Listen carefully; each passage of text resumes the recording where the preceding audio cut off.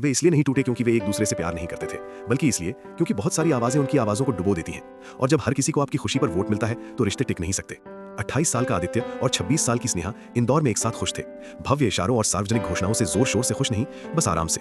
वो शांत प्रकार जो साझा दिखावे, अंदरूनी चुटकुलों, दिनचर्या में मौजूद होता है, जो घिसे पिटे कपड़ों की तरफ फिट बैठता है। उनका रिश्ता निजी, सुरक्षित, व्यक्तिगत लगा, कुछ ऐसा जो उनका था, उनके द्वारा, उनके लिए बनाया गया था। लेकिन उनकी खुशी कभी भी सिर्फ उन दोनों तक ही सीमित नहीं रही। दोस्तों की राय थी, लगातार वाले। हर छोटी बहस समूह चर्चा बन गई। समूह चैट में विच्छेदन किया गया, कॉफी पर विश्लेषण किया गया, सार्वजनिक जनमत संग्रह की तरह मतदान किया गया।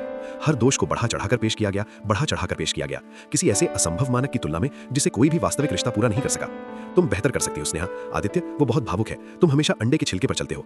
वो पर्याप्त महत्वाकांक्षी नहीं है। उसकी पंचवर्षीय योजना क्या है? वो बहुत अधिक नियंत्रण कर रही है। वो बहुत निष्क्रिय है। जिन मित्रों ने कभी भी लंबे समय तक रिश्ते कायम नहीं किए, वे स्वयं अपने रिश्ते का मूल्यांकन करने के योग्य महसूस करते थे। जो लोग उन्हें बमुश्किल जानते थे, वे उनकी अनुकूलता पर टिप्पणी करने के हकदार महसूस करते थे। पहले तो आदित्य और स्नेहा ने एक दूसरे का बचाव किया, संयुक्त मोर्चा। आप हमारी गतिशीलता को नहीं समझते हैं। जब हम अकेले होते हैं तो वे ऐसे नहीं होते, लेकिन लगातार बचाव करना थका देने वाला होता है। और धीरे धीरे कपटपूर्ण ढंग से संदेह घर कर गया। बार बार दोहराए गए शब्द सच लगने लगते हैं, भले ही वे सच ना हो। स्नेहा खुद को सवाल करने लगी, क्या वो बहुत ज्यादा भावुक थी?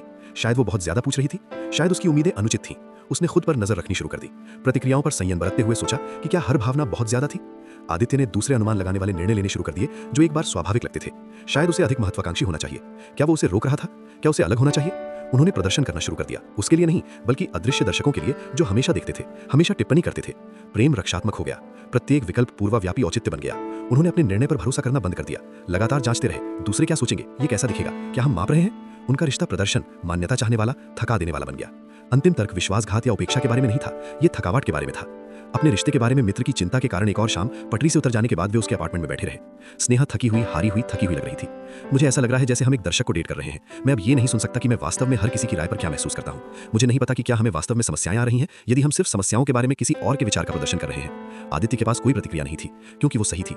उन्होंने खुद को खो दिया था, एक दूसरे के लिए नहीं, बल्कि उन आवाजों के समूह में जो उन्हें बता रही थी कि उन्हें कौन होना चाहिए, उन्हें क्या चाहिए, उन्हें कैसे प्यार करना चाहिए। मुझे ये भी नहीं पता कि क्या हम इसलिए अलग हो रहे हैं क्योंकि हम ऐसा करना चाहते हैं, या इसलिए क्योंकि हर किसी ने हमें आश्वस्त किया है कि हमें ऐसा करना चाहिए। लेकिन वो अनिश्चितता ही पर्याप्त उत्तर थी।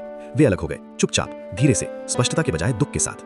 आदित्य ने सीखा कि सीमाएं मायने रखती हैं। हर किसी को अपने रिश्ते में आने देने का मतलब है हर किसी को इसके अस्तित्व पर वोट करने देना। अपनी पार्टनरशिप की रक्षा करने का मतलब कभी-कभी बाहरी राय, यहां तक कि नेक इरादे वाली राय के लिए दरवाजा बंद करना होता है। स्नेहा ने सीखा कि लोग आपके रिश्ते पर अपने डर, अनुभव और निर्णय डालेंगे। वे चिंता अक्सर ईर्ष्या, ऊबन या अनसुलझे मुद्दों को छिपा देती है। अपने अनुभव पर भरोसा करना सहमति की पुष्टि से अधिक मायने रखता है। आखिरकार दोनों को नए रिश्ते मिले, और इस बार उन्होंने उन्हें प्राइवेट रखा, सीक्रेट नहीं, लेकिन प्रोटेक्टेड। उन्होंने सीखा कि कुछ चीजों को विकसित होने के लिए पवित्र स्थान की आवश्यकता होती है, कि लगातार बाहरी इनपुट आत्मीयता को खत्म कर देता है, कि रिश्तों को भीड़ से दूर सांस लेने की जगह चाहिए।